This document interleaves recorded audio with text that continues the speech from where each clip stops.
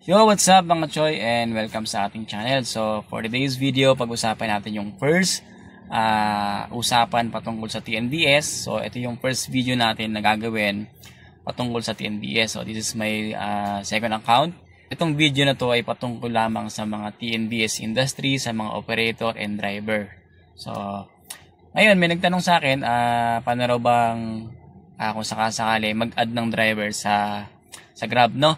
So, simple lang naman, kapag mag-a-add ka ng driver, so, bibigyan ko kayo ng details kung ano yung mga requirements. So, para pagdating nyo sa Grab Hub, Marikina, ay kompleto lang inyong requirements at hindi na kayo pabalik-balik. So, una, syempre kailangan nyo ng driver's license. Oo. Dapat yung driver's license is professional, no? Kasi hindi nila pinapayagan yung non-pro.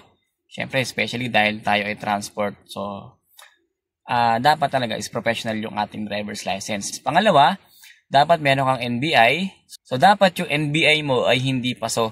O dapat ay updated yung NBI mo. Pangalawa, it's either police clearance or barangay clearance. So, kinakailangan din yon. Pangatlo, vehicle sales invoice. So, syempre, kinakailangan din yon.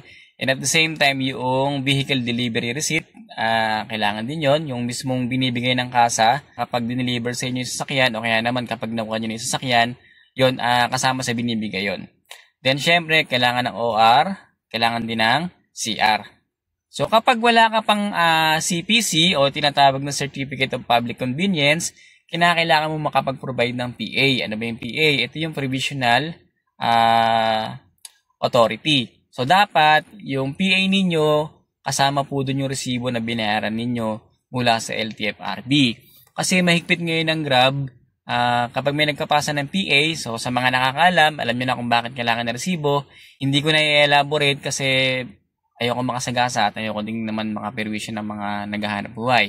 So basta kung mag-a driver po kayo, kinakailangan kung ang hawak nyo is PA, kailangan nyo po ng resibo. Pero ngayong 2020, as of now, alam ko wala pa namang nilalabas si LTFRB na additional na slot para sa TNBS. So kung ang hawak nyo naman is CPC, so good for you. CPC, kinakailangan nyo rin po yun. Kung CPC yung hawak ninyo, hindi nyo na kailangan mag-provide ng PA o ng Provisional Authority. Next po, kailangan natin magpasa ng PAMI o yung Passenger Accident Management Insurance. So, yun yung insurance ng ating mga pasahero. And at the same time, kinakailangan din magpasa ng BIR. BIR na ipapasa mo, 2320. Siyempre, kapag CPC ka na, automatic meron ka ng BIR. Ano po? Then, kailangan nyo po magpasa ng vaccine card. Kasama po yun sa requirements. Tapos, drug test. Yung drug test, mas mainam pakuhanan nyo na rin po o magpasa na rin po kayo para hindi na kayo bumalik. Kasi, alam ko wala nang kinukuha drug test eh. Pero para sigurado, magpasa na rin po kayo ng drug test para isahan, para hindi na kayo babalik. Then, kung kayo naman po ay 60 years old na, Kung kayo naman po ay 60 years old na o senior na po, kinakailangan nyo magpasa ng medical certificate na kayo po ay fit to work pa. So, yun lang naman. So, si Grab naman hindi naman maigpit kung tayo po ay senior na, pinapayagan pa rin tayo magmaneho, basta makapag-provide tayo ng medical certificate. No? Next po, kinakailangan nyo magpasa ng authorization letter mula sa inyong magiging operator na kayo po ay pinapayagan na gamitin ang kanilang sasakyan para i-drive o ibiyahe pang Grab. So, ang tanong, kung kayo po ba, paano po kapag kayo ay dati ng Grab active, no? At lilipat kayo ng operator? Wala namang problema po yun. Basta magbibigay lang si previous operator ng exit clearance. Kadalasan, hindi lang nagbibigay si operator ng exit clearance kapag po kayo ay may utang sa kanya. So, actually, pwede namang isettle yun kung kayo po ay mangangako na hulug-hulugan siya. Pero kung syempre, depende rin po sa desisyon ng operator. Kung makamamaya kasi mas malala yung ginawa ng driver dun sa operator, syempre kahit sino naman, hindi naman siya bibigyan ng exit clearance.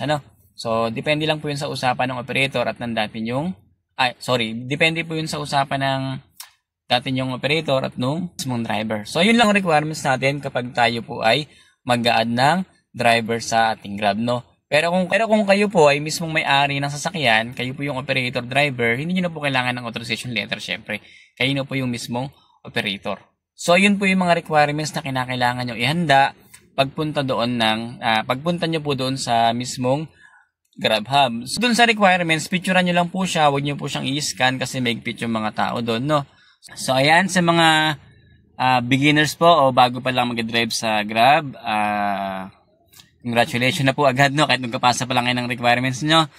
So, para sa mga beginners, ayun po yung mga requirements na kinakailangan nyo ma-provide bago po kayo makapag-drive sa Grab. So, basically, kapag napasa nyo naman yung requirements, meron lang dyan online trainings. Pag natapos nyo po yun, siguro after 1 day or 2 days, pwede na po kayong magbiyahe. Kasi mag-notify naman po yun sa inyong email at mismong doon sa driver apps na kayo po ay pwede nang bumiyahe.